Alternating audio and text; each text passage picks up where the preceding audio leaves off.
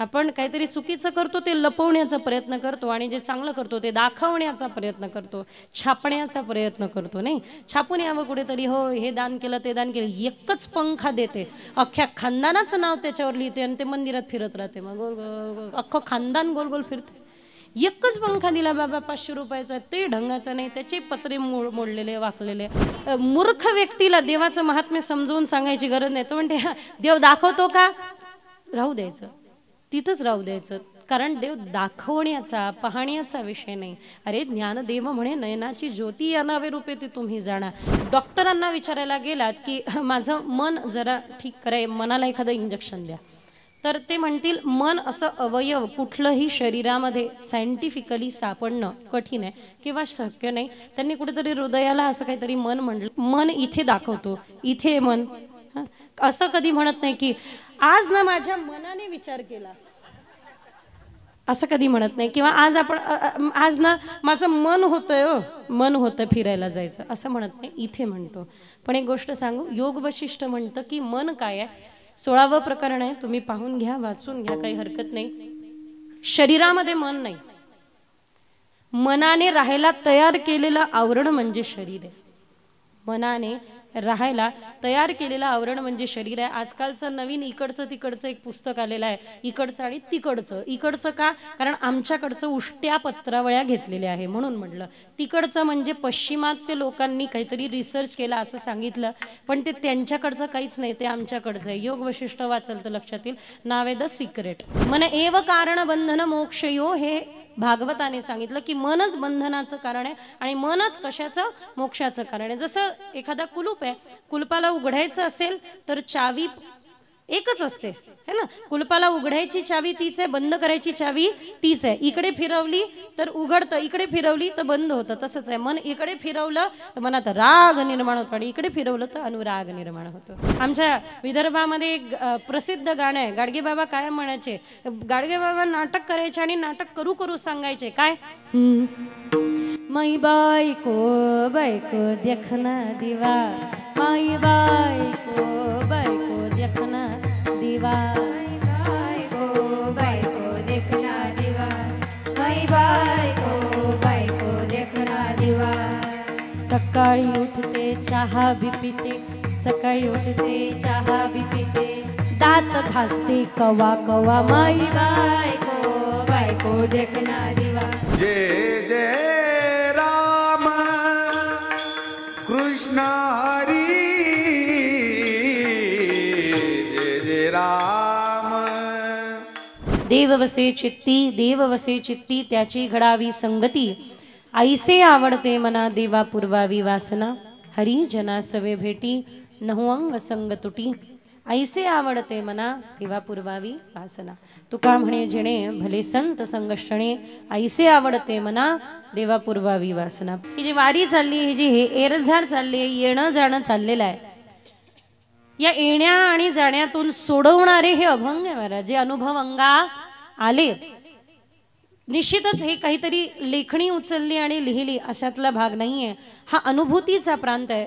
रामकृष्ण परमहंस स्वामी विवेकानंदांचे गुरु म्हणतात की अध्यात्म हा अनुभूतीचा प्रांत आहे. कशाचा, अनुभूतीचा. डोळ्यांनी जे पाहिलं ते खोटं असू शकतं, कानाने जे ऐकलं ते खोटं असू शकतं, पण आत्म्याने जे अनुभवलं ते खोटं असू शकतं का, नाही. तुम्ही या ठिकाणी विवाह संपन्न करत असताना तुम्हाला जो आनंद झाला, जो आनंद एका वेळेला सगळे आनंदी होते हो, हे फार रेअर आहे, फार कठीण आहे. तुम्हाला पण माहिती आहे किती कठीण आहे. एखाद्या उत्सवामध्ये, एखाद्या तुमच्या घरातल्या लग्नामध्ये, बारशामध्ये, मरण्यामध्ये, जगण्यामध्ये, तुमच्या घरातल्या कार्यक्रमामध्ये 4 लोक आनंदी आहे म्हणून 10 लोक दुःखी असते. ते का आनंदी आहे, कारण काय आहे, खरं आहे की खोटं आहे. मान हलवा, हा हो म्हणा, नाही म्हणा, काहीतरी म्हणा. याला हो म्हणतात, याला नाही म्हणतात, हे काय घालिंग लोटंगण वंदिन चरण, काहीतरी म्हणा. हा कृपया करून उत्तर द्या. बोला, आपली छान संवाद चाललाय आपला. हा वाद घालायला इथे आलोच नाही आम्ही, संवाद करायला आलोय. संवाद म्हणजे काय, मी बोलेल तुम्ही ऐका, किंवा तुम्ही बोला मी ऐकेल. कोणी बोलायचं, मी बोलू की तुम्ही? हा धन्यवाद. किती चांगले लोक आहे, बापरे. पुणेकर, दर्शन घडलं तुमचं हेच कठीण आहे. सगळ्यात महत्वाचं, दुसरा अजून संवाद काय असतं ना, ज्यातून काहीतरी मिळतं त्याला संवाद म्हणतात, ज्यातून काहीच मिळत नाही त्याला वाद म्हणतात. बरोबर आहे की नाही? मग काय करायचं तुम्हीच सांगा. चला, संवाद की वाद? धन्यवाद. तुम्ही संवाद निवडल्याबद्दल धन्यवाद, कारण मला वाद घालता येत नाही. आणि पण तुम्ही म्हणले की जर का वाद घालायचे, मग आपण काही कमी नाही, आपण विदर्भातल्या रुक्मिणी आई साहेबांच्या जवळचे, आपण आपली टीम सोबत घेऊन चालतो. हे येणं आणि जाणं आपलं निरंतर चालू आहे. तुम्हालाही कल्पना आहे का? का?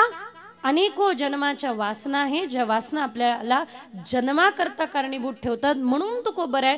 दुसऱ्या चरणामध्ये वर्णन करताय. दुसरं चरण ऐका. ताई, तुम्ही म्हणाल की ताई पहिलं चरण राहून गेलं वाटतं. काळजी करू नका, सगळ्यात पहिलं आपण दुसरं चरण पाहू आणि मग पहिल्या चरणावरती येऊ. कारण जोपर्यंत हे दुसरं चरण सोडवल्या जाणार नाही तोपर्यंत आपल्याला पहिलं चरण कळून येणार नाही.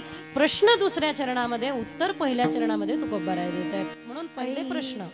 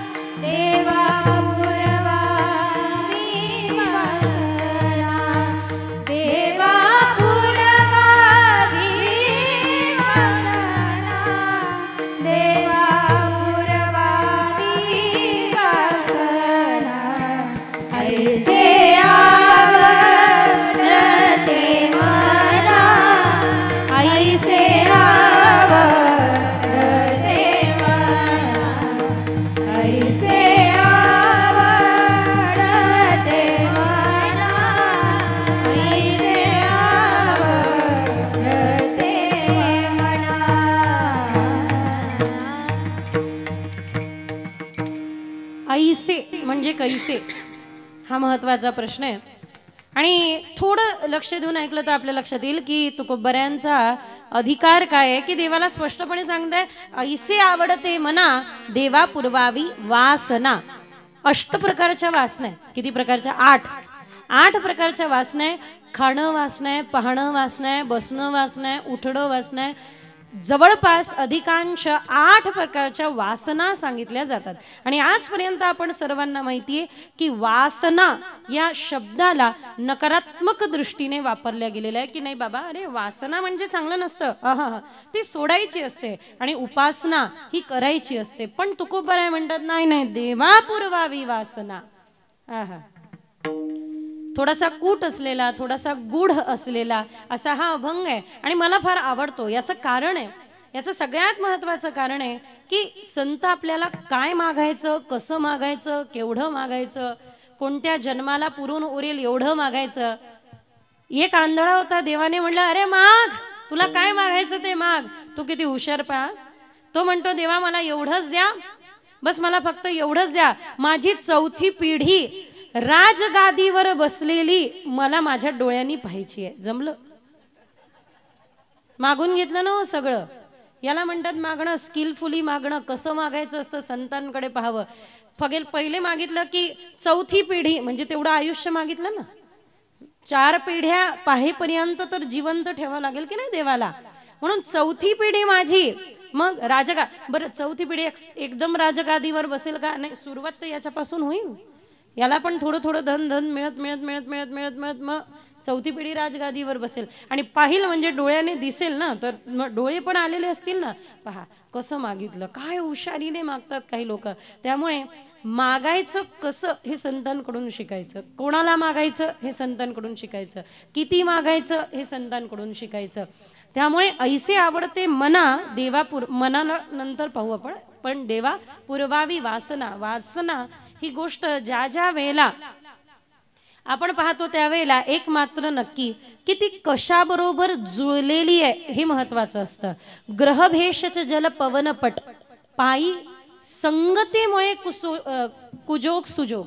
म्हणजे काय, ग्रह असेल किंवा औषधी असेल किंवा वारा असेल, हा वारा कोणाचा संग करून येत आहे त्याच्यावरती त्याचा सुगंध किंवा दुर्गंध हा ठरलेला असतो है ना.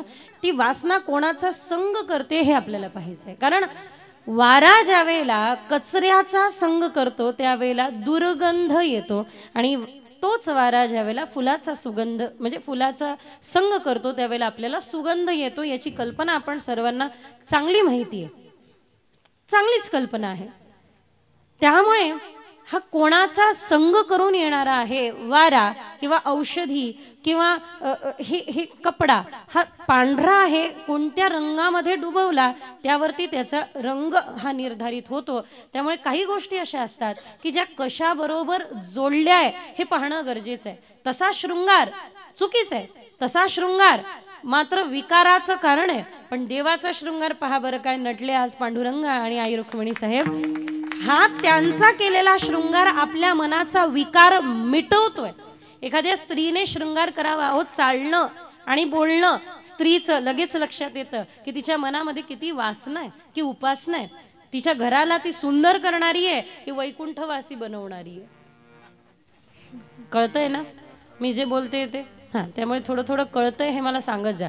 पहिली गोष्ट तुम्हाला कळली की जरा इन्व्हॉल्वमेंट, त्याला म्हणतात मॉपला इन्व्हॉल्व करणे. तर तुम्ही थोडंसं असं मध्ये प्रतिक्रिया दिली तरी चालेल. एखादी गोष्ट आवडली तर टाळ्या वाजवल्या तरी काही हरकत नाही. पण पहिलं कारण ऐकून घ्या. मला लक्षात येईल की तुमच्या लक्षात येत आहे म्हणून टाळी वाजवली. चुकून एखाद्या वेळेला ही वेळ पण अशी 11 वाजेपर्यंतची की एखाद्याला जर का निद्रादेवी प्रसन्न झाली तर त्याच्या कानापाशी पहिले टाळी वाजवा, नाही तर त्याला हळाच असा हात लावायचा असा.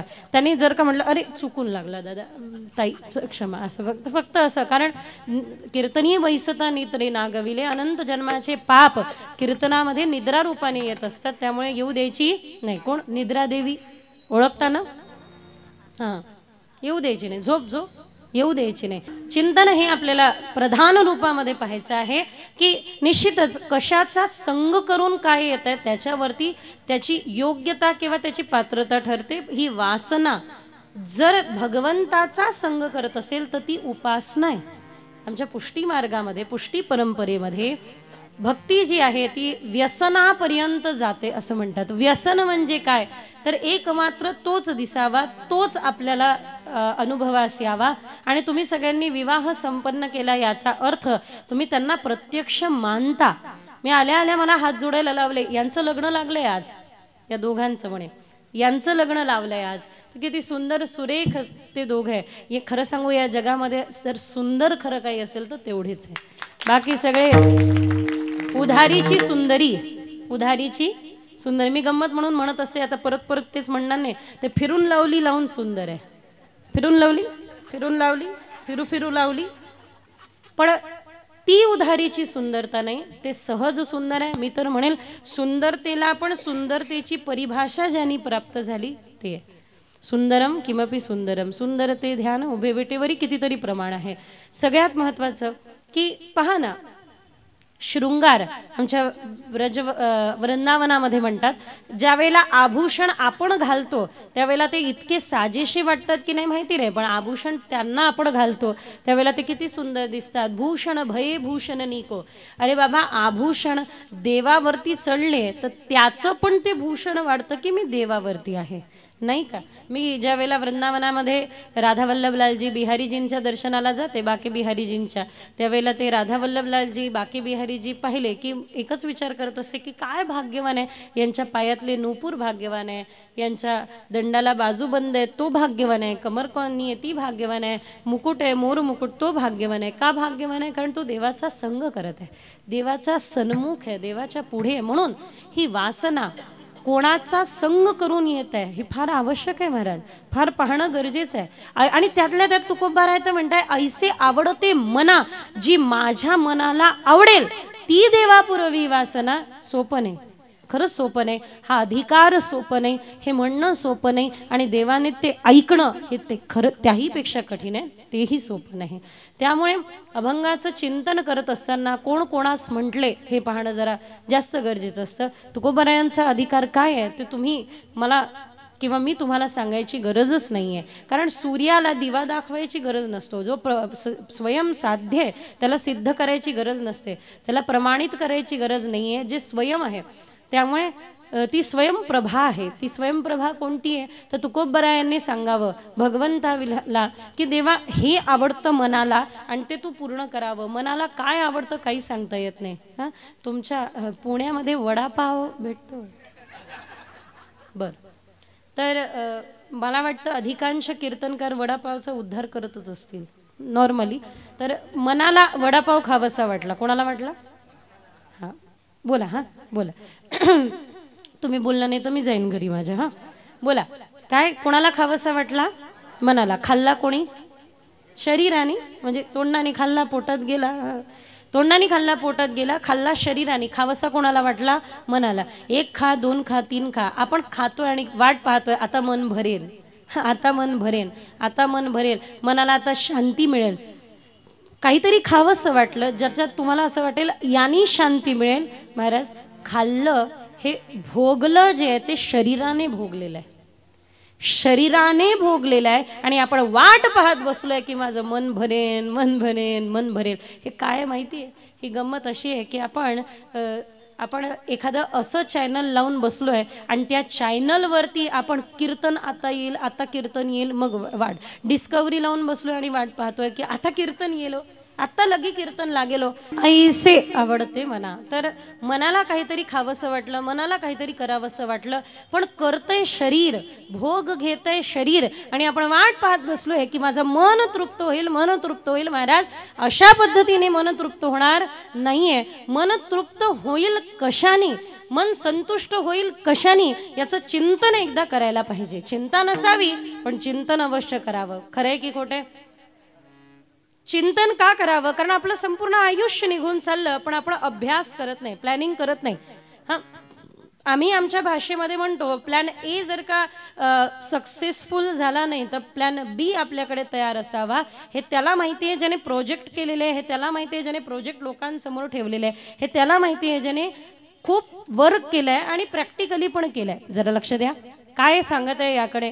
सगळ्यात महत्त्वाचा हा चिंतनाचा विषय आहे की आपण एकांतामध्ये बसल्यानंतर कशाचं चिंतन करायचं. लोकांना एकांत अत्यंत घाबरून टाकणारा वाटतो. नको नको बाबा, एकांत नको. लोक घाबरतात एकांताला आणि आम्ही वाट पाहतो लोकांताची नाही, एकांताची. आणि ते एकांताची का? तो शुद्ध एकांत असावा, ज्या एकांतामध्ये तुम्ही त्याचे असावे आणि त्याने तुमचं असावं. बस त्यावेळेला मग नैनी नीर डोळ्यातून अश्रुधारा वाहिल्या तरी चालेल, मुखातून हरिनाम घेतलं तरी चालेल, हरी हरी गाता गाता भाव विभोर झालात तरी चालेल. या सगळ्या अवस्थेला करत असताना, ही सगळी अवस्था होत असताना हे जे मन आहे ते मन थोडंसं काहीतरी मागेल. बरेच लोक सुंदर आसन टाकतात, सुंदर उदबत्त्या लावतात, सगळे प्रयास करतात, सगळे सायास करूनही झाल्यानंतर बसल्यानंतर ध्यानच लागत नाही. ध्यानामध्ये तेवढं देव सोडून सगळं दिसतं, सगळं दिसतं. जे हसले ते अनुभवी समजावे, नाही का? काय मस्त माळा हातामध्ये घेतात, माळा बरोबर आसन पण टाकतात आणि सगळं बसतात. माळा कशी जपता सांगतच नाही. पैसे कसे मोजता?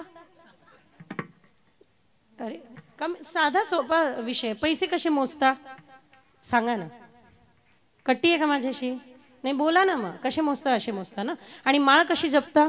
अशी जपता ना. पहा ना, हीच आहे माया जी आपल्याला बहिर्मुख करते आणि ही आहे माळ जी आपल्याला अंतर्मुख करते, आतमध्ये ओढवते, मनाला आतमध्ये घेऊन येते, मनाला चिंतन करायला लावते. मनाला बहिर्मुख नाही, बहिर्मुखी सदा दुखी, अंतर्मुखी सदा सुखी. पण अंतर्मुखी होण्या अगोदर काहीतरी प्रक्रिया असतात. सकाळी उठल्यानंतर डायरेक्ट आपण मेकअपला बसत नाही. काही लोक असतील, मला माहिती नाही, उठल्या उठल्या तोंडाला पावडर लावली की निघाले बाहेर, असे असतील काही लोक निश्चित. तर प्रक्रिया एक प्रोसेस आहे. काय प्रोसेस आहे? सकाळी उठतो, पहिले मार्जन आहे, पहिले स्वच्छ करतो आणि स्वच्छ शरीर झालं की मग शृंगाराला बसतो. शृंगार ही नंतरची स्टेप आहे. पहिली स्टेप आहे मार्जन, स्वच्छता, जागृती. तर अशा प्रकारे ह्या मनाला कुठल्या वासनेची अपेक्षा आहे? तुकोबरायांच्या. आपल्या मनाला काय पाहिजे हे मला माहिती आहे चांगलं. जवळपास आता इतकं वर्ष झाले, 15-16 वर्ष झाले आम्ही निरंतर महाराष्ट्रात फिरत असल्या कारणाने, अनेको लोक पाहत असल्या कारणाने लोकांचं मन वाचण्याची कला देवाने देऊन दिलेली आहे. सांगायची गरज पडत नाही. बऱ्याचदा मन वाचण्याचा म्हणजे सानिध्य मिळतं अशा लोकांचं. तर मन वाचल्या जातं, लगेच लक्षात येतं. त्यांच्या उभं राहण्याच्या पद्धतीवरून, बोलण्याच्या पद्धतीवरून, समजण्याच्या पद्धतीवरून, कळण्याच्या पद्धतीवरून, न कळण्याच्या पद्धतीवरून, सगळ्या पद्धतीवरून, इव्हन तुम्ही चप्पल कोणत्या पद्धतीने काढताय त्याही पद्धतीने मी तुम्हाला सांगू शकते तुमचं मन कसं आहे. हां, एक इकडे आणि एक तिकडे ठेवली तर समजायचं काहीच खरं नाही बाबा, दूरच राहा. काही जण चहा आणून देतात, आम्हाला चहा मी घेत नसते पण आणूनच देते. मग आणून दिल्यानंतर मग ओळखायचं की याच्या मनात काय चाललंय. कसं ओळखता येतं माहिती आहे? जर का त्याने ती गरम गरम ती चहाचा कप तुमच्याकडे केला आणि म्हटलं घ्या, तर ते गरम गरम कप तुमच्याकडे केल्यानंतर असं समजायचं की याच्या 2 हात दूर राहा. आणि त्यांनी बरोबर ती फिरवून कडी ती हात पकडायची दांडी. आजकाल ते राहतच नाही, कानं पहिले फुटतात ते. हां, तर ते जर का तुमच्याकडे केले आणि ते बरोबर तुम्हाला धरता आलं आणि तुम्हाला पोळलं नाही, तर समजायचं की याच्याबरोबर व्यवहार करायला काही हरकत नाही. शक्यतोवर एखाद्याबरोबर व्यवहार करायचा असेल तर त्याला उजव्या बाजूला बसवायचं, आपल्या उजव्या हातावरती बसवायचं. आणि एखाद्याबरोबर व्यवहार करायचा असेल तर आपली कोणती नासिका चालली ही सगळ्यात पहिले पाहून घ्यायची. उजवी ही थोडी प्रधान असावी आणि त्याच्यासाठी थोडा प्राणायाम करावा. हे मन समजण्याकरता आपल्याला थोडं योग वशिष्ठाकडे जावं लागेल. योग वशिष्ठामध्ये 16वा प्रकरण हे मन याचंच आहे. मी खरं सांगू का, मी अध्यात्मामध्ये प्रयोग म्हणून आलेली व्यक्ती आहे की नाही याच्यात काय आहे असं पाहू म्हणून. आणि इथे आले, माझं बिलकुल घरामध्ये तेच, आजोबांनी कीर्तनं केली, वडिलांनी कीर्तनं केली, त्यांचा संसार पाहिला म्हणून मी पहिले ठरवलं होतं दूरचे नमस्कार नाही करायचं. पण हे सगळं करत असताना पहा देव कशा पद्धतीने जर्नी यात्रा करतात. मी थोडं दूर होती, पहिलेपासून थोडं दूर होती, पण मात्र आईने एका कीर्तन गुरुकुलामध्ये 1 महिन्याकरता पाठवलं. मी नाही म्हटलं तरी पाठवलं, मी रडली तरी पाठवलं, मी ओरडली तरी पाठवलं. आणि पाठवल्यानंतर काहीतरी मन परिवर्तित झालं. हे मनाला परिवर्तित व्हायला काही वेळ लागत नाही, खरंच सांगते. इथे मन असेल, तुम्ही डी पाहिलंय, डी कंपासमधला डी, तो फक्त ठेवण्याच्या कामाचा नसतो, वापरण्यासाठी असतो. त्याच्यामध्ये 1 डिग्री असते. ते इथून तर इथपर्यंत आपलं संपूर्ण आयुष्य, आपलं संपूर्ण जीवन बदलू शकतं, परिवर्तित होऊ शकतं. रागानी पाहू नका, परिवर्तित होऊ शकतं. पण ते परिवर्तित कसं होतं सांगते. गाडगे महाराज आमचे विदर्भाचे, गाडगे बाबा डोक्यावरती पेंडा ठेवलाय, भार ठेवलाय आणि घेऊन चालले. आणि गाडगे बाबांनी खूप कार्य केले. आमच्या विदर्भामध्ये एक प्रसिद्ध गाणं आहे. गाडगे बाबा काय म्हणायचे, गाडगे बाबा नाटक करायचे आणि नाटक करू करू सांगायचे काय, माई बायको बायको देखना दिवा, माई बायको बायको देखना दिवा, बायको बायको देखना दिवा, माई बायको बायको देखना दिवा. सकाळी उठते चहा बी पिते, सकाळी उठते चहा बी पिते, दात घासते कवा कवा, माई बायको बायको देखना दिवा, माई बायको बायको देखना दिवा, माई बायको बायको देखना दिवा, माई बायको बायको देखना दिवा. पावडर बी लावते, लिपस्टिक बी लावते, पावडर बी लावते. त्यावेळेला हे नसेल आलं ते क्रीम फ्रीम, हा म्हणून पावडर बी लावते, लिपस्टिक बी लावते, पावडर बी लावते, लिपस्टिक बी, अंघोळ करते कवा कवा, माई बायको बायको देखना दिवा, माई बायको बायको देखना दिवा. काय उत्साहाने टाळ्या वाजवल्या. हेच भजन सुरू करू दे, एकाची टाळी इथून वरती येत नाही, एकाची येत नाही, मला माहिती आहे. मध्ये एखादा शब्द विदर्भातला आला तर मला क्षमा करून द्या, मी वराडातली आहे, त्यामुळे एखादा शब्द आलाच तर ती माझी जबाबदारी नाही, ठीक आहे. हा, माझी जबाबदारी नाही आला तर. पण एक सगळ्यात महत्त्वाचं चिंतन की ज्या वेळेला आपल्या मनाला जे पाहिजे असतं ते भेटलं की आपलं मन तिथे लागतं. भजनामध्ये मन लागत नाही, 2 तासाच्या कीर्तनामध्ये मन लागत नाही, पण टीव्ही पाहायला बसल्यानंतर आपलं मन इकडे तिकडे हालत नाही. म्हातारीला ऐकू येत नसेल तरी म्हातारी मात्र मन लावून ऐकते, टीव्हीला कान लावून ऐकते, टीव्हीला कान लावून ऐकते, मन लावून पाहते आणि मध्ये मध्ये विचारते, अशीच ही सटवी टीव्हीतली. त्यामुळे हे मन कुठे लागतं आणि कुठे लागतं याचं चिंतन योग वशिष्ठामध्ये केलेलं आहे. मी तुम्हाला याच्यावरून हे सांगत होते की मी खरोखर प्रयोग म्हणून अध्यात्मामध्ये आलेली व्यक्ती, आणि आल्यानंतर ते म्हणतात ना की जिसने जाना हो गया दिवाना, मी जाणायला आली, जाणून घ्यायला आली. त्यावेळेला माझ्या हाती सगळ्यात पहिलं पडलं ते म्हणजे योग वशिष्ठ. एवढा कठीण ग्रंथ तो सगळ्यात पहिला हाती पडला आणि सगळ्यात पहिलं वाचलं गेलं ते म्हणजे मन प्रकरण. हे 16वं प्रकरण आहे, जरा लक्षपूर्वक ऐका. मन हे 16वं प्रकरण आहे आणि मनाचा स्वभाव सांगितला अथवा मनाचं एक सगळ्यात महत्त्वाचं कार्य सांगितलंय ते म्हणजे संकल्प आणि विकल्प निरंतर चालू राहतात. संकल्प आणि विकल्प. घटकेत वाटतं इकडे जावं, घटकेत वाटतं तिकडे जावं, घटकेत वाटतं जाऊ दे ना, नाहीतरी मरायचं पडून राहावं, असं निरंतर मनामध्ये चालू राहतं. संकल्प विकल्पाचा खेळ चालू राहतो. हा मनाचा सहस्वभाव आहे. डॉक्टरांना विचारायला गेलात की माझं मन जरा ठीक कराय, मनाला एखादं इंजेक्शन द्या, तर ते म्हणतील मन असं अवयव कुठलंही शरीरामध्ये सायंटिफिकली सापडणं कठीण आहे किंवा शक्य नाही. त्यांनी कुठेतरी हृदयाला असं काहीतरी मन म्हटलं, माइंड म्हटलं, पण मात्र ते हृदयाला माइंड हृदय जे आपण कुठेतरी इथे म्हणतो, मन इथे दाखवतो, इथे मन, असं कधी म्हणत नाही की आज ना माझ्या मनाने विचार केला, असं कधी म्हणत नाही. किंवा आज ना माझं मन होतंय, मन होतं फिरायला जायचं, असं म्हणत नाही, इथे म्हणतो.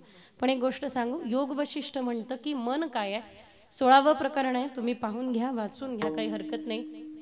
शरीरामध्ये मन नाही, मनाने राहायला तयार केलेलं आवरण म्हणजे शरीर आहे. मनाने राहायला तयार केलेलं आवरण म्हणजे शरीर आहे. आजकालचं नवीन इकडचं तिकडचं एक पुस्तक आलेलं आहे, इकडचं आणि तिकडचं. इकडचं का? कारण आमच्याकडचं उष्ट्या पत्रावळ्या घेतलेल्या आहे म्हणून म्हटलं. तिकडचं म्हणजे पश्चिमात्य लोकांनी काहीतरी रिसर्च केला असं सांगितलं, पण ते त्यांच्याकडचं काहीच नाही, ते आमच्याकडचं आहे. योग वशिष्ठ वाचलं तर लक्षात येईल. नाव आहे द सिक्रेट.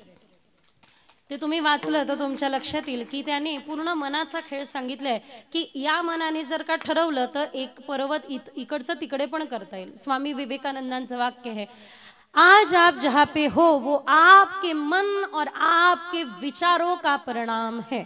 जिथे कुठे तुम्ही आहात तो तुमच्या मनाने केलेल्या विचारांचा परिणाम आहे. जिथे कुठे तुम्ही आहात, जिथे कुठे आहात या ठिकाणी तुम्ही आहात, कधीतरी तुमच्या मनाने हा तुमच्यासाठी विचार केलेला आहे. म्हणून म्हणून सांगितलं बाबा रे बाबा विचार सुधरवा. ज्या दिवशी तुझे विचार सुधरतील त्या दिवशी तुझ्या मनाने ठरवलेलं असेल तुला सुधरवायचं आणि तू नक्कीच सुधारित आवृत्ती असेल आणि जीवनामध्ये काहीतरी मिळवलेलं असेल.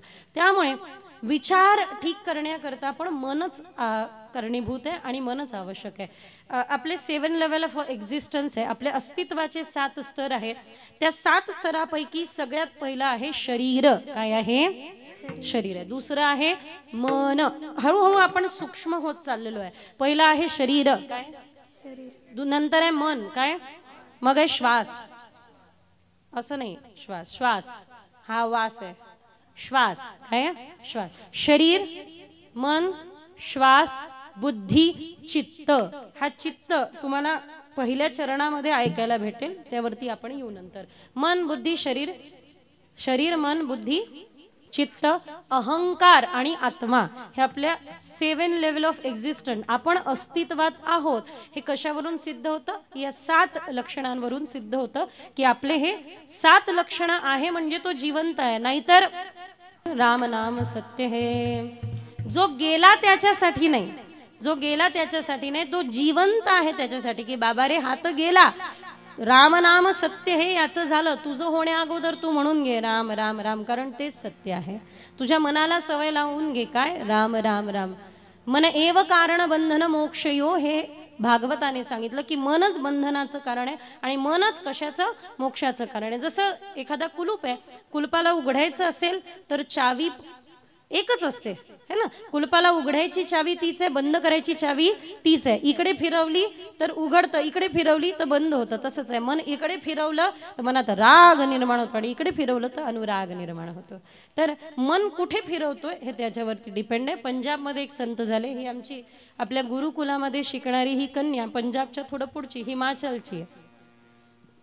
तिला मराठी किती कळतं माहिती नाही, पण मन लावून ऐकते बिचारी. तिला हिंदीमध्ये शिकते ती आपल्याकडे कथा, भागवत कथा. तर एक पंजाबचे संत झाले बुल्ले शाह, पंजाबी होते. ते फक्त हे म्हणायचे की अरे मनाचं काय आहे. ते बटाटे लावत होते. तिकडे तसे उत्तर भारतामध्ये बटाटा जास्त फेमस आहे. आपल्याकडे मेथी आहे, तिकडे बटाटे. काही खाऊ घातलं मेथी खाऊ घातलं, तिकडे सगळे कॉम्बिनेशन बरोबर बटाटे चालतात. हां, तुम्हाला जास्त सांगायची गरज नाही, वडापाव तुमच्याकडे आहे. हां, पुढे. तर असं उचलत होते, एक एक रोप आणि लावत होते. असं उचलायचे आणि असं लावायचे. असं कोणीतरी विचारलं बाबा अध्यात्म क्या है, बाबा भजन क्या है. त्यावेळेला बाबांनी एकच उत्तर दिलं, बाबा एवढंच आहे अध्यात्म. काय? येथो उठणं. हा, बस मनाला इथून उठवायचं आणि इथं लावायचं, एवढंच करायचं आहे. पण एवढं सरळ नाही आहे. मनाला इकडून उचलणे तिथे लावणं एवढं सरळ नाहीये. कारण इथे बसल्यानंतर इथे बसावंसं वाटत नाही, ऐकावंसं वाटत नाही, श्रवण करावंसं वाटत नाही, समजून घ्यावंसं वाटत नाही. हे ऐकणं गोड वाटत नाही. काही काही लोकांना तर खरंच गोड लागत नाही महाराज. हे मी अनुभव घेतलेला आहे. तरुण मुलं आमच्यापासून दूर पळतात. नाही नाही नाही, ते आम्हाला तुमच्या कामी लावू नका. IT मध्ये राहणारे ITत राहतात, पण मात्र एकदा आळंदीत भटकत नाही. त्याचं कारण काय आहे? मन तिकडे लागत नाही. इकडून उचलायचं तिथं लावायचं, पण हे पण एवढं सोपं नाही. ते लावण्याकरता खूप भक्ती करे कोई सूरमा, कोई शूरवीर भक्ती कर सकता है. कोणी शूर भक्ती करू शकतो. आणि म्हणून तुकोबाराय म्हणताय ऐसे आवडते मना, मला हे आवडतं आणि ती वासना पूर्ण करा. अवघड आहे. तुकोबाराय वासना पूर्ण करायला म्हणताय आणि देवा तुझ्या मनाची नाही, तुझं काय खरंय रे बाबा, माझ्या मनाची वासना पूर्ण कर. हे म्हणणारं पण तेवढं अधिकारी आणि ते ऐकणारे हे त्यांचे. म्हणून म्हणण्याचं जो म्हणणारा आहे तो काय म्हणतोय हे याच्याकडे लक्ष देणं गरजेचं आहे. एक साधू आमच्या ब्रजभूमीमध्ये एक साधू रस्त्याने चालले होते. एका प्रियसीला प्रियकराला भेटताना पाहिलं आणि त्यांच्यामधला प्रेमप्रसंग पाहिला. आता तो प्रेमप्रसंग मला विस्तार करायची गरज नाही, पण मात्र तो प्रेमप्रसंग एका साधूने पाहिला की प्रियसी प्रियकराला भेटते, आपलं तन मन जीवन सगळं विसरून भेटते, सगळी लाज लज्जा सोडून विसरून त्याला भेटते. जसं मीराबाई निरंतर भजन करायच्या, बैठी संतों के संग रंगी मोहन के रंग, मीरा रानी दीवानी कहाने लगी, ऐसी लागी लगन मीरा हो गई मगन. नारद भक्ती सूत्रामध्ये सांगितलं आहे की मन जर का एखाद्या कुरूप व्यक्तीमध्ये लागलं तर कोणी कितीही समजवलं तरी काही घेणं देणं नसतं. तेच तेच पाहिजे, तेच पाहिजे, बस दुसरं काही नाही पाहिजे. हे मन ज्याच्यामध्ये लागलं, हे मन कुठे लागतंय. आणि खरं सांगायचं झालं तर आजच्या परिस्थितीमध्ये या मनाने विध्वंस अधिक माजवला आहे. त्या विध्वंसाकडून दूर येण्याकरता संतांना पाहणं गरजेचं आहे. कारण आपण कोणाच्याही प्रभावात मनाला सहज येऊ देतो. बाबा प्रभावात मन येऊ, आमचं काय आहे, आमच्या कुंडलीमध्ये जर का चांगल्या ठिकाणी बुध असेल आणि चांगल्या ठिकाणी सूर्य असेल तर आम्ही इतके चांगले बोलून घेतो, हा पोपटपंची एक नंबर. तुम्हाला जर का चांगलं बोलणारं कोणी पाहायचं असेल तर वक्ता पाहावा. पण एक गोष्ट मात्र नक्की मी कायम सांगत असते, 2 तास वक्ता काय बोलतोय याच्यापेक्षा तो व्यासपीठ उतरल्यानंतर काय जगतोय हे पाहणं गरजेचं, खरंच गरजेचं, आवश्यक आहे. साधूचा एकांत पवित्र असावा, साधूचा संग योग्य असावा, साधूचं मन सुंदर असावं. मी हेच सांगते, स्वामी विवेकानंद म्हटले की मी इतकं फिरलो आणि फिरता फिरता माझी साधना सुटली, म्हणून आम्ही फिरतच नाही. मी कीर्तन सेवा करत नाही याचा अर्थ मला येत नाही अशातला भाग नाही. मी मुंबईमध्ये कीर्तन झालं आणि मी म्हटलं मी कीर्तन सेवा करत नाही. मला नंतर भेटले, ताईला कीर्तन येत नाही वाटतं. म्हटलं अरे कीर्तनाचं काय, कीर्तन आज एक चौकट पाठ करून व्यासपीठावरती लहानसं 15 वर्षाचं नाही त्याच्यापेक्षा लहानसं लेकरू इतकं गोड बोलतं महाराज. आणि लगेच 1 महिन्यात नवीन गाडी घेतलेली, फोटो FB ला, नवीन गाडी, कीर्तन सेवा, बाबा की जय हो.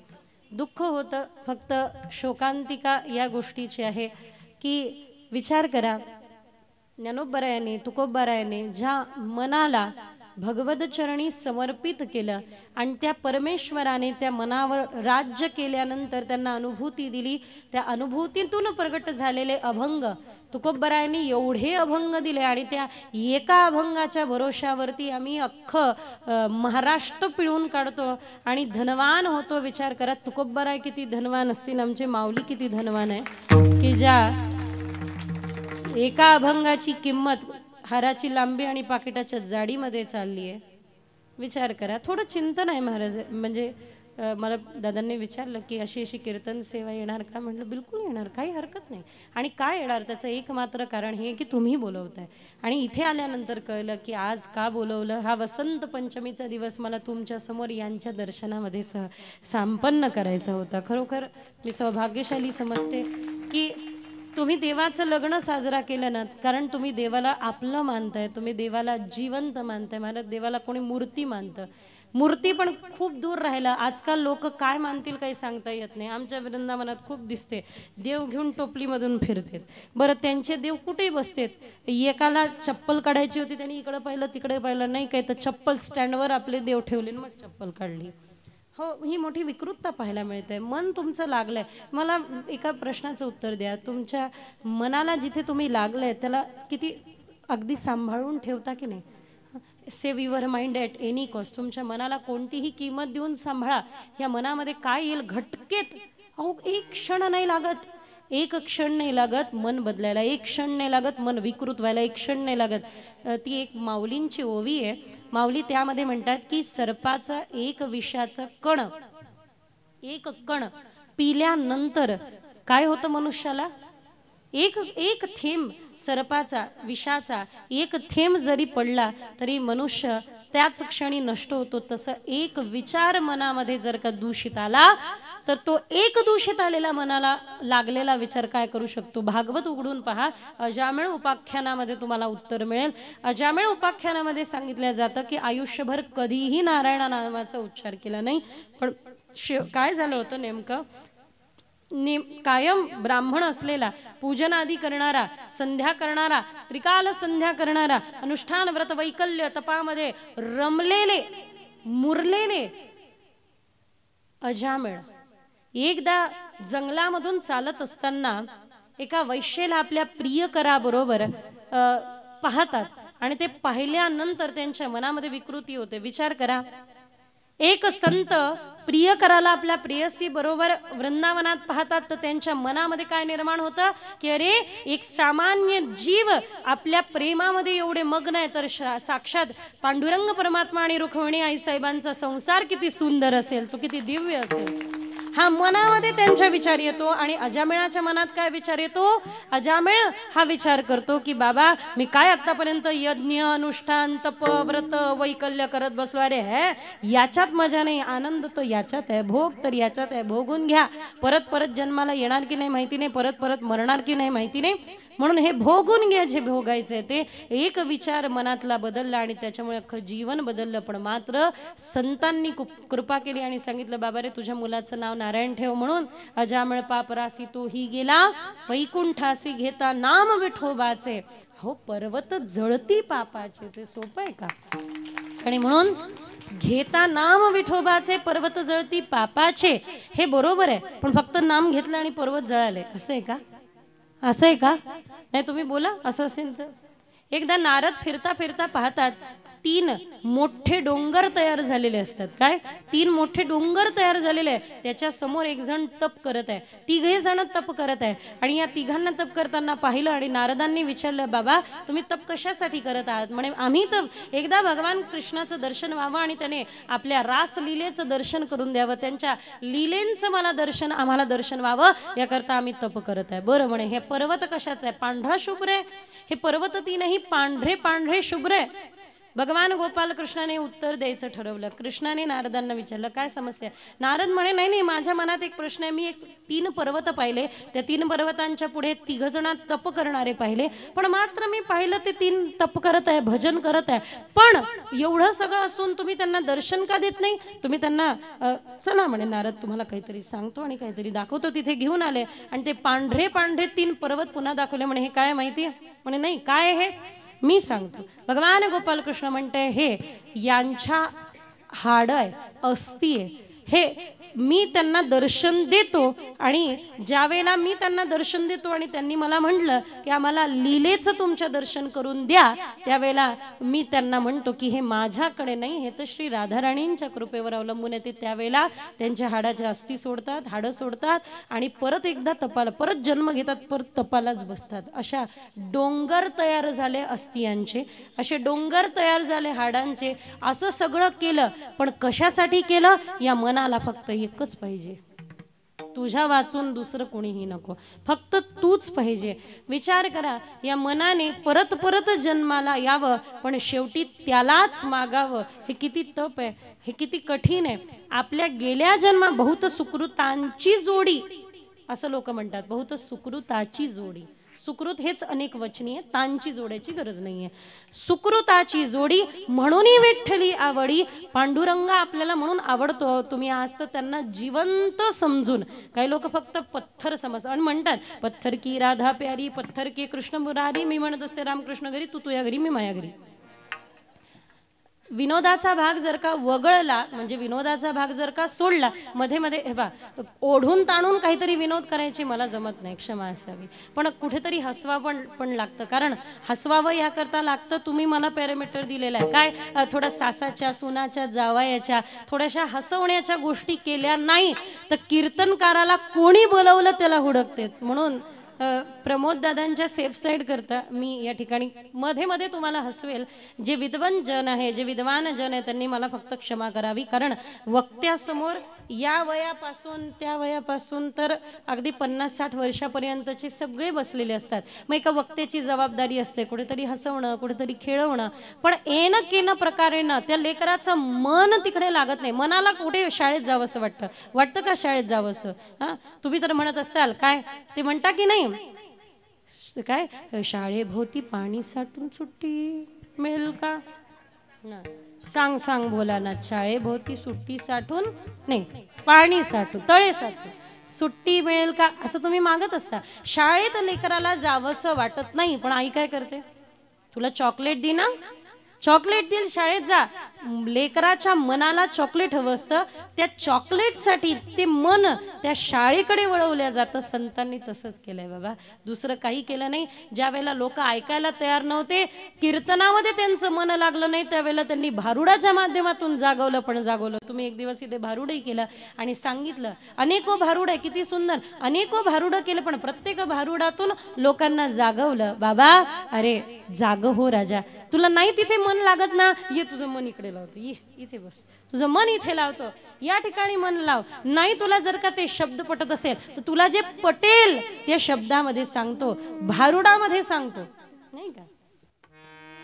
या शेजारणीनं या शेजारणीनं बरं नाही केलं ग बयो, मला पंढरीला नेलं ग बयो, मला पंढरीला नेलं ग बयो. हरी बोल. शेजारणीनं बरं नाही केलं ग बयो, या शेजारणीनं बरं नाही केलं ग बयो, मला पंढरीला नेलं ग बयो, मला पंढरीला नेलं ग बयो, मला पंढरीला नेलं ग बयो, मला पंढरीला नेलं ग बयो.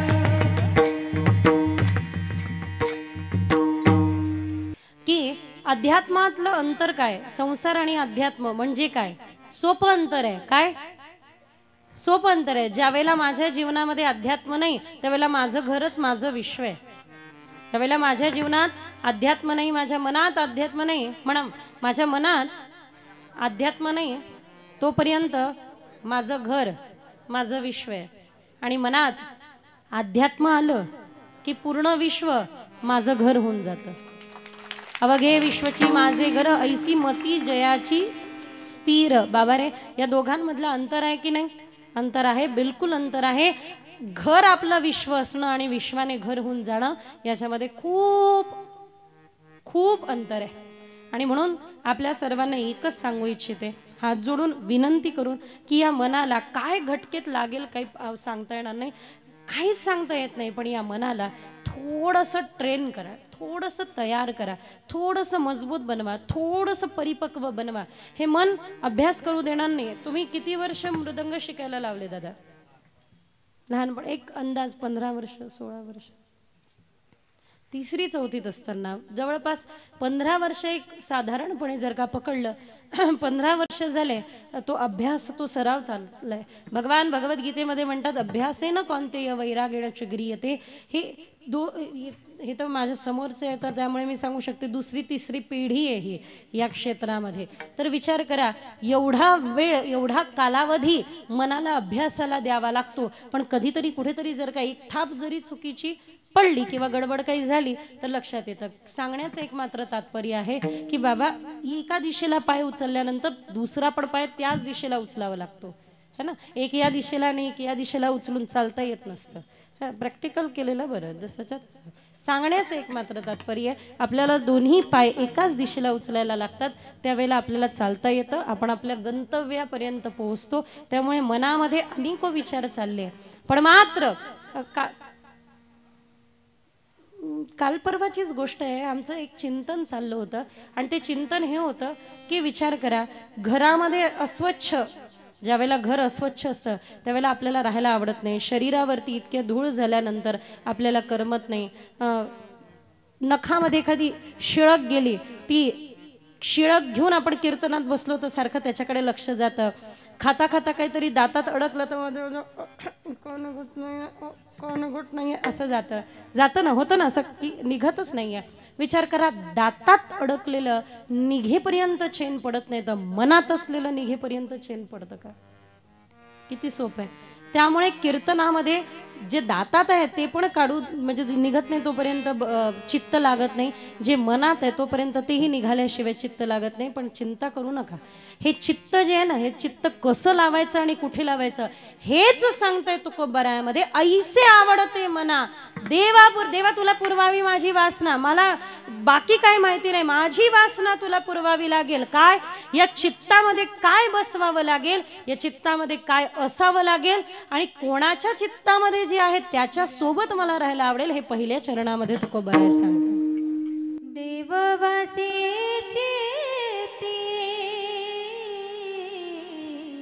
देववसेची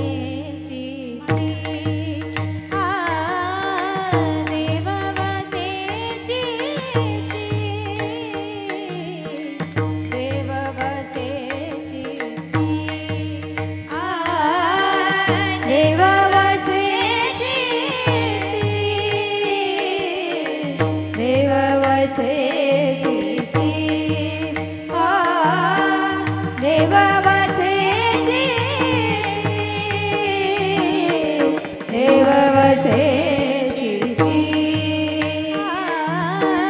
देव वसे चित्ती देव वसे चित्ती देव वसे चित्ती देव वसे चित्ती देव वसे चित्ती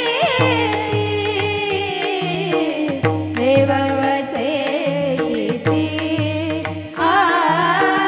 देव वसे चित्ती देव वसे चित्ती त्याची घडावी संगती त्याची घडावी संगती त्याची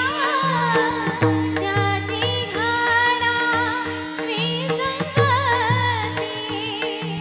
त्याची घडावी संगती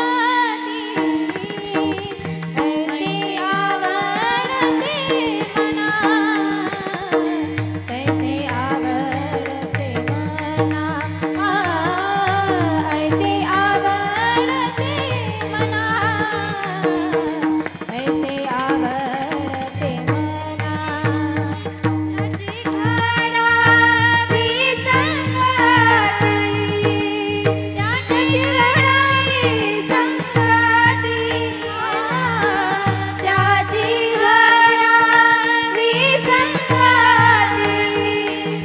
त्याची घडावी संगती ऐसे आवडते मना ऐसे आवडते मना ऐसे आवडते मना ऐसे आवडते मना आवडते मना आहा. मी खरं सांगू, माऊलींनी थर्मोडायनामिक्सचा नियम आता आला असेल. थर्मोडायनामिक्स अनेको फॉर्म्युले आहेत त्याचे, अनेको नियम आहे. त्यापैकी एक नियम आहे की एखाद्या गरमच्या सानिध्यामध्ये एखादी वस्तू गेली तर ती वस्तू देखील गरम होते. हा नियम आमच्या माऊलींनी त्यावेळेला हरिपाठामध्ये पहिलेच सांगितला. अरे बाबा, संताचे संगती मनोमार्ग गती.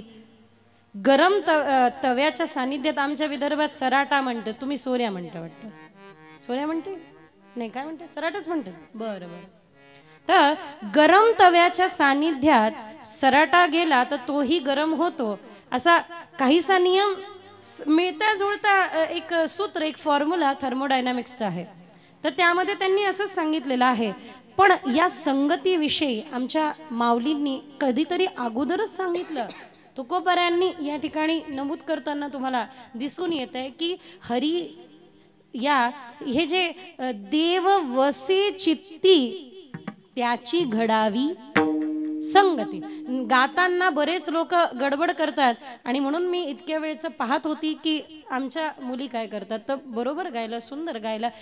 यावरून लक्षात येतं की गायक तयार आहे का. कारण आमच्या श्री वल्लभाचार्य महाप्रभूजींनी जलभेद ग्रंथामध्ये सांगितलंय, शब्दाचा अनर्थ झालेला गायकाने हा केला तर समजायचं की हा गायक कोणत्या जलाच्या प्रकारापैकी आहे.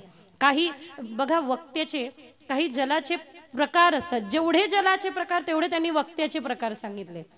काही विहिरीचं जल असतं, चांगलं असतं, झरे असतात, पाणी पिण्यासारखं असतं. पण काही खरकट पाणी ज्या ठिकाणी जाऊन पडतं आणि ते खरकट आणि उष्ट पाणी तिथे जाऊन पडल्यानंतर ते डबकं साचतं. काही त्या डबक्याप्रमाणे वक्तव्य असेल तर गडबड होते. वक्तव्य कसं असावं पहा. मी ज्ञानोबा तुकोबा, ज्ञानोबा तुकोबा, भानुदास एकनाथ, भानुदास एकनाथ. मी या संतांचं नाव घेत आहे, पण तुमचा अनुभव काय आहे? मी फक्त तुकोबांचं नाव घ्यावं, ज्ञानोबरायांचं नाव घ्यावं आणि तुमची चेतना पांडुरंगाच्या चरणाची यात्रा करून येते ना. मी फक्त मीराबाईंचं नाव घ्यावं, तुमची चेतना वृंदावनात पोहोचते ना. मी फक्त एकदा एखाद्या संताचं नाव घ्यावं आणि तुम्हाला त्या संताचं नाव घेतल्यानंतर त्याच्या इष्टाचं स्मरण होतं ना, मग वक्तव्य तेच आहे की आपल्या वाणीने फक्त आपण त्याचं नाव घ्यावं पण त्याच्या इष्टाचं स्मरण व्हावं, हे वक्तव्य आहे. आणि अजून एक सगळ्यात महत्त्वाचं, वक्तव्य काय कामं करतं, मी कायम मुलींना ज्या वेळेला आम्ही सगळे भेटतो, ज्या वेळेला आमची चर्चा होते त्या वेळेला एकच महत्त्वाचं आहे की वक्तव्यामध्ये आजकालच्या तुमच्या कम्युनिकेशन स्किलनुसार सगळं असावं. आय कॉन्टॅक्ट असावं, बॉडी लँग्वेज असावं, तुमचं बोलणं हे मोनोटोनस व्हॉइसमध्ये की इमोशनल व्हॉइस वगैरे, हे सगळं आहे, बरोबर आहे, प्रॅक्टिकल आहे, हे सगळ्या गोष्टी खऱ्या आहे. पण या सगळ्या असताना जसं एखाद्याने ताट वाढावं आणि त्या ताटाला वरती भात, म्हणजे ताटामध्ये भात वाढावा आणि भात वाढल्यानंतर त्या गृहिणीने वरण वाढावं आणि त्या वरणाने जर का त्या भाताला घालिंग लोटांगण वंदीनं चिरण केलं तर समजायचं उपाशीच जा लागते, काय खरं नाही. सुगरणच आहे घरातली आणि बरोबर ते भातावरती वरण जाऊन बसलं तर समजायचं आज पोटभर जेवायला मिळणार. तसं वक्तव्य असतं मला. समोरच्याला वक्तव्याच्या माध्यमातून आपली अभिव्यक्ती करता येत असते. वक्तव्याचं करण्याचं एकमात्र सगळ्यात प्रयोजन आहे काय, माझे वडील मला कायम सांगायचे की वैभवी तू व्यासपीठ चढत असताना एकच संकल्प करत जा आणि तो हा संकल्प आहे, तुझं नाव लोक विसरले तरी चालेल पण देवाचं नाव समोरच्याच्या हृदयात कोरल्याशिवाय जायचं नाही, खाली हात जायचं नाही. हां, खाली हात जायचं नाही. एक प्रकारे बऱ्याच असं ठिकाणी झालेलं आहे. मी मुलींना आता येता येता सांगत पण होती, काय सांगू, जाण्या येण्याचे पण आम्ही घरूनच लावले, जाऊ द्या आम्ही वीणा पण आम्ही आमचाच घेऊन येतो, वीणावाल्याला हार नाही, मग फोटोचाच हार काढला आणि वीणावाल्याला लावला. जाऊ दे, जयरामजी की तुम्ही इकडे सगळे हार घेऊन बसलेले मला दिसले चांगले. मी गंमत म्हणून म्हणत असते की वक्त्याची आता काय होत आहे, वक्त्याचं सध्याचं पाकिटाच्या जाडीमध्ये आणि हाराच्या लांबीमध्ये जे असं जीवन गुरफटत चाललं आहे ते कुठेतरी बाहेर यावं आणि त्या वक्तव्यामध्ये प्रधान जे आहे ते प्रधान तत्व परब्रह्म असावं. कारण मी विश्वास ठेवून सांगू शकते तुम्हाला की जर का नामदेवरायांच्या कीर्तनामध्ये येऊन समोर पांडुरंग नाचू शकतात ना, तर हे व्यासपीठ ते महाराज की साक्षात पांडुरंगाला समोर उभं पण दाखवू शकतात. हे कीर्तनाचं सामर्थ्य. मी सत्य सांगते, आजपर्यंत असं एकदाही नाही झालं की मी कीर्तनाला उभं राहावं, रूपाचा अभंग आरंभ व्हावा आणि पांडुरंग परमात्मा तुमच्या सगळ्या रूपामध्ये न दिसावा, असं एकदाही नाही झालं. हे फक्त या मज पामरासी काय थोडंपणा या व्यासपीठाचं महात्म्य की जनता जनार्दनामध्ये तो दिसून येतो. आणि मग कधी कधी असं वाटतं की आपण तुम्हाला नाही तुमच्यामध्ये बसलेल्या त्या पांडुरंगाला सांगत आहे. मग असं समजा वक्त्याने समजलं तर समोरच्याचा अपमान करण्याचं काय, होणारच नाही. समोरच्याचा जो आयोजक आहे त्याचाही अपमान करता येणार नाही किंवा होणार नाही आणि जो ऐकायला बसलाय त्याचाही अपमान होणार नाही. बाबा तू बसला तरी तुझ्यात देव, तू उठून गेला तर तुझ्यात भद्रा मारुती, तू जर का बसून कीर्तन ऐकलं तर तू आमचा गणपती, तू उठून गेला तू हाडपकाचा गणपती, पण तू आमचाच. कारण ते काहीतरी म्हणतात बा, टेढ आहे पर काहीतरी मेर आहे असं म्हणतात. कारण तुम्ही त्याचे आम्ही त्याचे, हो आमची काय पात्रता. योंत प्रवृष मम वाच मिमां प्रसुप्ताम, इथून सुरुवात केली होती आपण.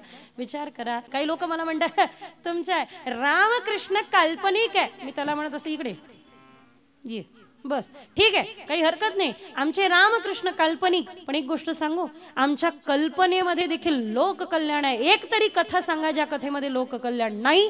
असं तुम्ही म्हणलं तर मी कीर्तन करणार नाही इथलं, बाकी करेन, कारण देवाचं नाव आहे, आम्ही प्रत्येक ठिकाणी गाऊ आणि अधिकार आहे गाण्याचं. लक्ष द्या, एकही अशी कथा नाही ज्या कथेमध्ये लोककल्याण नसेल.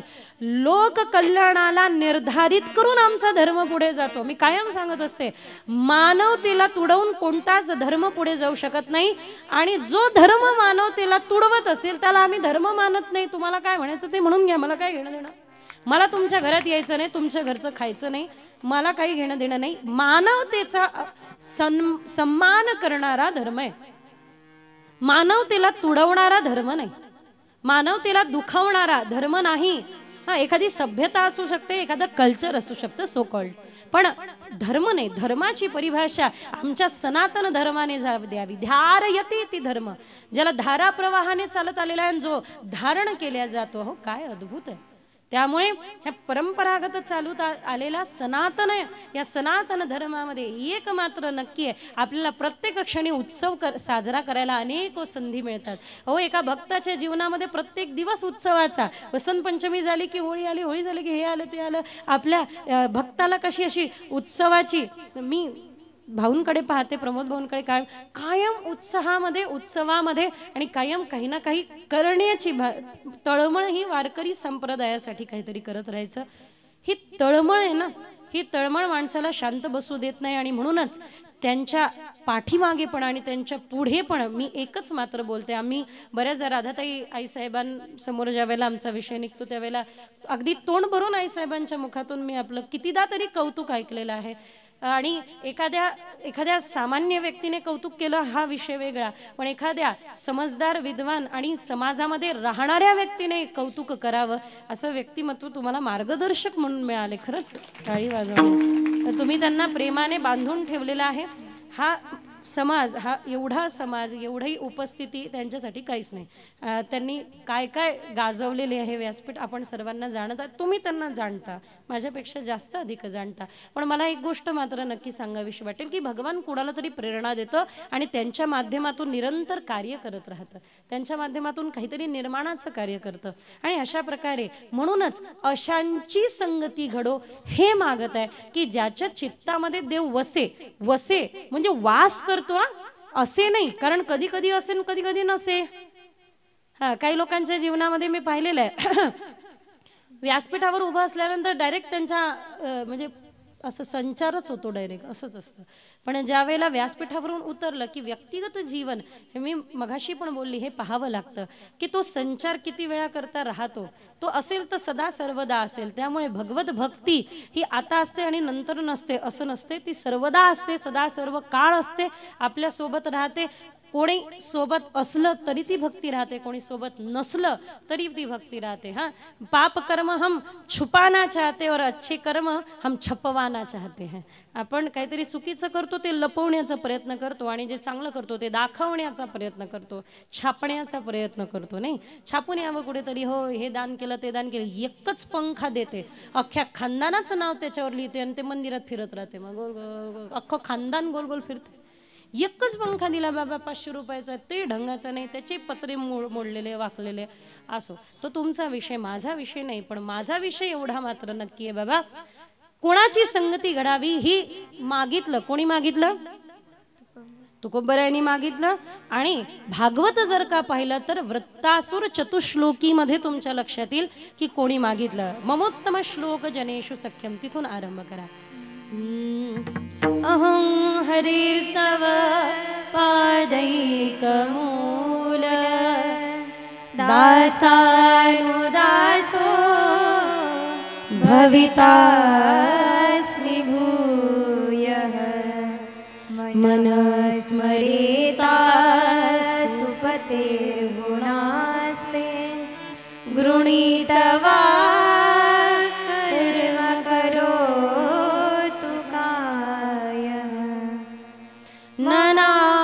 पृष्ठान च पारमेष्टं न सार्वभौमं न रसाधिपत्यं न योगसिद्धिर्न पुनर्भवं वा समञ्जसत्वा विरहैयकाङ्क्षे अजात पक्षा इव मातरं खगाः स्तन्यं यथावत्सतराक्षुदार्ता प्रियं प्रियेव विषितं विषण्णा मनोरविन्दाक्षदिद्रूक्षते त्वाम् ममोत्तम श्लोक जनेषु सख्यं संसार चक्रे भ्रमत स्वकर्म. या ठिकाणी येण्यासाठी जर हे म्हणायला लावलं होतं, आमच्या गुरुकुलामधल्या सगळ्या मुली, सगळ्या कन्या, आपण मथुरेमध्ये छोटंसं आपलं एक गुरुकुल आहे गोकुळात. आणि प्रातःकाळी सकाळी सगळ्या उठतात, आपलं कार्य आटोपतात आणि रोज पाठ नित्यनेमाने होतो. तर ही वृत्तासुर चतुश्लोकी आहे, भागवताची प्राण आहे. भागवत चतुश्लोकी वृत्तासुर चतुश्लोकीमध्ये ते म्हणतात ममोत्तम श्लोक जनेषु सख्यम, माझ्या जीवनामध्ये मला असे सखा मिळो, मित्र मिळो. कसे मित्र मिळो? हा, हे तुम्ही भरपूर वेळा ऐकलं असेल. मित्र वडव्यामध्ये गुणगुणलं म्हटल्यानंतर तुमची अपेक्षा असते हे एवढं म्हणा, तेवढं म्हणा, हे म्हणा ते. आम्ही वक्ता लोक कंटाळलो. परत एकदा आई, परत एकदा वडील आणि परत एकदा ते मित्र वडव्या. पण आता चला सुरुवात केलीच आहे तर थोडंसं म्हणा. तालवाद्य देऊ नका, 1-2 लाईन गुणगुणा. 2 लाईन गुणगुणा. 2 लाईन गुणगुणायला 12 वाजू देऊ नका म्हणजे झालं. गोपाल कृष्ण भगवान की. हा, 1-2 लाईन फक्त. वाट चुकणार नाही जीवन भर तुझी, वाट चुकणार नाही जीवन भर तुझी. एक तू मित्र कर आरशा सारखा, मित्र बनव्यामध्ये गारव्या सारखा, मित्र बनव्यामध्ये गारव्या सारखा. वाह, हमारा काम यही है, प्यास जगाना, तृप्ती देणे उन्हें खुद आना पड़ता है. 2 ओळी गुणगुणायच्या सोडून द्यायचं आणि मग पुढच्या तारखेची वाट पाहिजे. क्षमा असावी. विनोदाचा भाग वगळला, महत्वाचा भाग जर का पाहिला तर अहो लौकिक संसारामध्ये पण सांगितलं, अरे चांगल्याचा संग कर बाबा, चांगल्याच्या सोबत बस, नाही तर मोठं अवघड होऊन जातं. हा, एका दारुड्याला दुसऱ्या दारुड्याचा संग झाला की भगवद्गीता सांगते ध्यायतो विषयन पुंस संगस्ते. दारूचं नाही सांगत. नाही तर तुम्ही म्हणाल ताई कमाल आहे तुमची, दारू कुठे भगवद्गीतेत आहे का? नाही नाही नाही, ध्यायतो विषयन पुंस संगस्ते शुभ जायते संगा संजायते कामा कामात क्रोधात विजयते क्रोधात बते प्रणश्यती पर्यंत ही वाटचाल चालते. म्हणजे जीवनाचा सर्वनाश होण्यापर्यंतची ही वाटचाल चालते. म्हणून थोडं चिंतन करा. 2 विषयाचे ध्याता एका ठिकाणी आले की गडबड होते, बिलकुल गडबड होते. आपण सर्वांना बहुश्रुत असलेली ही गोष्ट आहे की 2 पिणारे एकत्र आले की गडबड होणार नाही का? 2 जण पडले रस्त्यात, हा म्हणतो तू उठ, तुम्ही उठा, तू उठ, तुम्ही उठा, नाही तुम्ही मोठे, तुम्ही उठा. अरे बाबा, मोठं कोण गरजेचं नाही, उठणं गरजेचं आहे. पडणं चुकीचं नाही, पडून राहणं चुकीचं आहे. त्यामुळे उठा तर खरं आणि चाला तर खरं. उठायचं आहे, कोणाबरोबर राहायचं आहे हे समजून घ्यायचं आहे.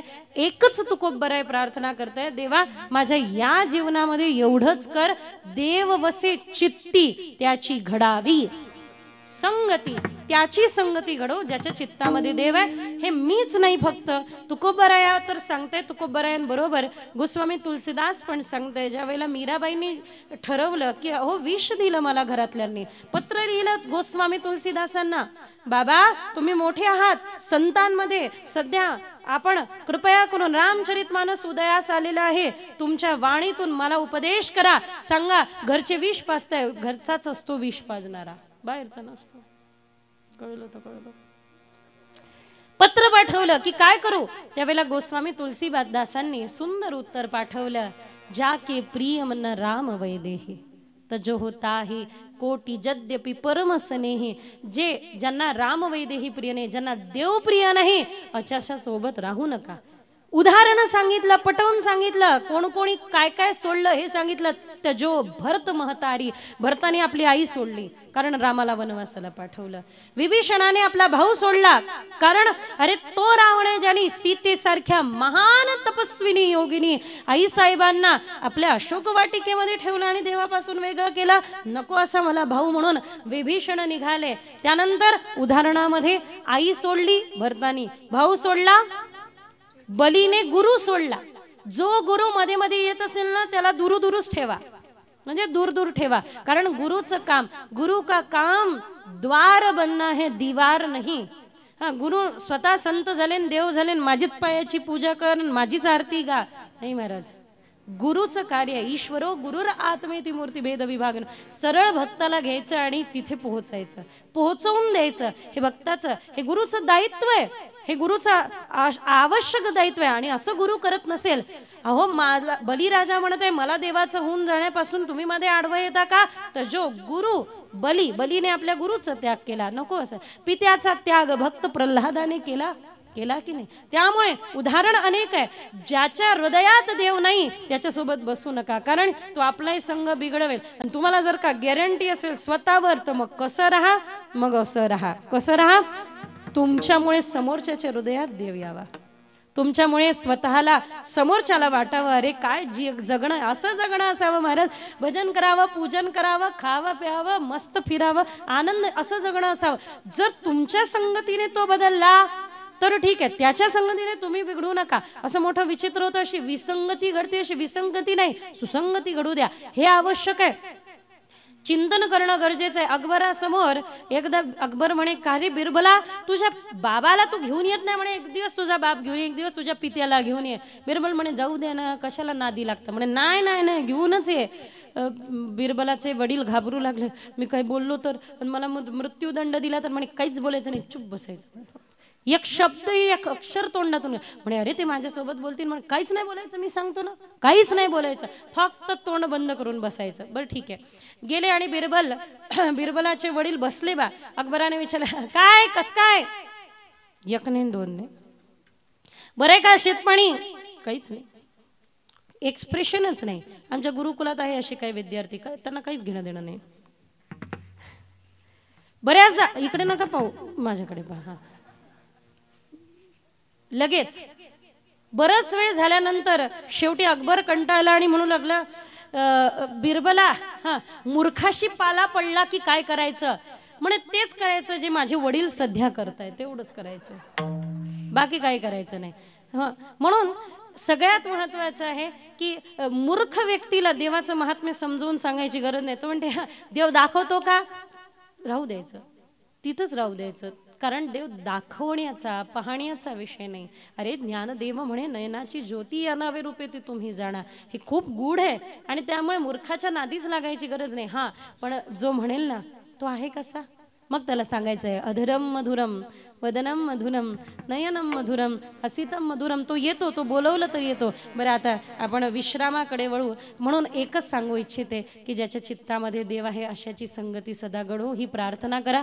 तिसऱ्या चरणामध्ये आपण भजन करणार आहोत, त्यानंतर विठोबा रखुमाई. पण त्या अगोदर तिसऱ्या चरणामध्ये या ठिकाणी एकच तुकोबराय म्हणताय, तेच पहिलं चरण फक्त अशा पद्धतीने गात आहे की हरिजना सवे भेटी न हो अंग संग तुटी, त्यांचा साथ कधी सुटू नये. अहो आपल्या या भौतिक संसारामध्ये आपले प्रिय जर का दूर जात असेल तर किती रडायला येतं ना. नाही, आपल्या प्रिय व्यक्तीने आपल्यापासून दूर जाऊ नये. आपल्या समोरून दूर काय असं म्हणतात, राधाराणी भगवान गोपाल कृष्णाबरोबर बसलेले आहे आणि श्री राधाराणी फक्त असं एकदा पलक बंद करतात आणि उघडतात, त्याला निमिष म्हणतात ना. तर असं फक्त बंद करतात आणि उघडतात. राधाराणी आपल्या डोळ्यांना पापण्यांना मिटून परत उघडेपर्यंतचा जो कालखंड आहे तो भगवान गोपाल कृष्णाला एका युगासारखा वाटतो. एवढ्या पण विरहाला सहन करू शकत नाही भगवंत, राधाराणीपासून दूर राहत नाही. विचार करा आईसाहेबांनी कशी सेवा पांडुरंगाची केली असेल. आईसाहेबचं चित्त पांडुरंगमय झालंय. मी म्हणून म्हणत असते की रुक्मिणी होणं सोपं नाही. रुक्मिणी आईसाहेब वाट पाहताय, देव येत आहे. नवीन नवीन लग्न झालं रुक्मिणी. हे जे हरिजना सवे भेटी न हो अंग संग तुटी त्याच्याविषयी सांगते. विवाह झालेला आहे रुक्मिणी आईसाहेबांचा. पांडुरंग म्हणजे देवापुढे बसलेले आहे आणि देव म्हणताय रुक्मिणी हे सगळं लग्न फार घाईघाईत लागलं नाही का? तुम्हाला मला काहीतरी द्यावंसं वाटतं, काहीतरी मागा ना. आईसाहेब आमच्या कौंडण्यपुराचे आहे, आमच्या अमरावतीचे आहे, काहीतरी मागा ना, मला तुम्हाला काहीतरी द्यायचंय. सामान्य व्यक्ती असती तर म्हटली असती मला नाही का महागडी साडी द्या, एखादी गाडी द्या, नाही तर सेपरेट माडी द्या, वाईलं राहायचं. गाडी द्या, माडी द्या, साडी द्या, या व्यतिरिक्त दुसरं काही मागणार नाही. पण मात्र रुक्मिणी आईसाहेबांनी मागितलं की देवा तुम्ही मला नेण्याकरता मी फक्त पत्र तुम्हाला पाठवलं. पत्र पण फार सुंदर आहे.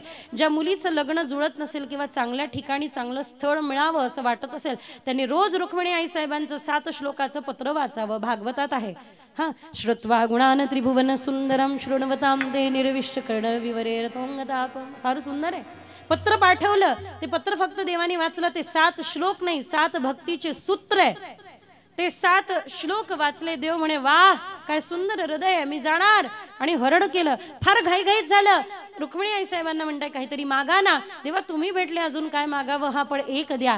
ज्या महाराष्ट्र भूमीमध्ये मी जन्माला आले त्या महाराष्ट्र भूमीचे माझ्यावर अनंत उपकार आहे, म्हणून जागोजागी महाराष्ट्रात मला संत दर्शन व्हावे एवढाच मला आशीर्वाद द्या. आज आपण आपल्या महाराष्ट्रामध्ये अधिक संतांचा आणि संत भूमी म्हणून घेतो ते आपल्या रुक्मिणी आई साहेबांची देण आहे. रुक्मिणी मातेने मागून घेतलंय की मला सदा संत दर्शन व्हावं, या ठिकाणी संत भेट व्हावी. आपलं एक ग्रंथ मी मगाशीच म्हटलं 19 महाराष्ट्रातल्या संतांचं चरित्र आणि अभंग हिंदीमध्ये अनुवादित झालंय. विठ्ठल के वल्लभ. नंतर आपण बोलू की कशा प्रकारे तो तुम्हाला ग्रंथ उपलब्ध होईल, पण तो ग्रंथ घराघरी पोहोचावा. जसं उत्तर भारतामध्ये भक्तमाल प्रसिद्ध आहे तसं आपल्या महाराष्ट्रामध्ये एक दिवस विठ्ठल के वल्लभ नक्की प्रसिद्ध होईल, प्रत्येकाच्या घरी घरी पोहोचेल असा भाव आहे. विचार करा आणि चिंतन करा. एक हरकत नसेल आज देवाचं लग्न आहे म्हणून मी कधीच जास्त म्हणजे कीर्तनामध्ये असं उभं राहान असं कधीच म्हणत नसते, पण आज देवाचं लग्न आहे. तुम्ही दिवसभर नाचले, मग मी राहिली ना, मग थोड्या वेळ फक्त शेवटचं चरण होण्या अगोदर एकदा विठोबा रखमाई करून घेऊया. 2 मिनिटं फक्त तुम्ही या ठिकाणी देवाच्या दरबारामध्ये सगळं विसरून थोडासा आनंद घ्या, जास्त पण नाही. थोडासा बाजूचा नसेल नाचत तर गुदगुले करून नाचवा, काही हरकत नाही. इथे नाचाल, दुःख बाहेर नाचवणार नाही. इथे नाचाल, घरी तुमची बायको तुम्हाला नाचवणार नाही, मी गॅरंटी घेते. बस त्यामुळे थोडासा आनंद घ्या. एकदा विठोबा रखुमाई, विठोबा रखुमाई, विठोबा रखुमाई, विठोबा रखुमाई.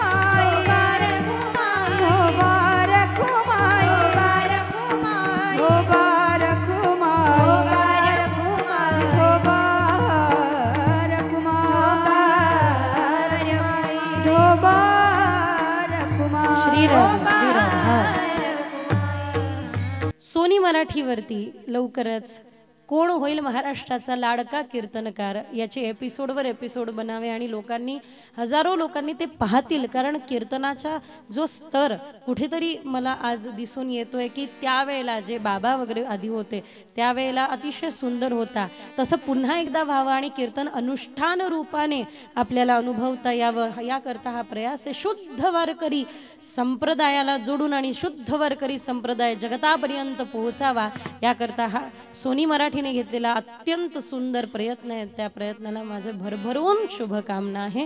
आपण सगळ्यांनी जुळून शेवटी आपण सगळ्यांनी या ठिकाणी थांबूया.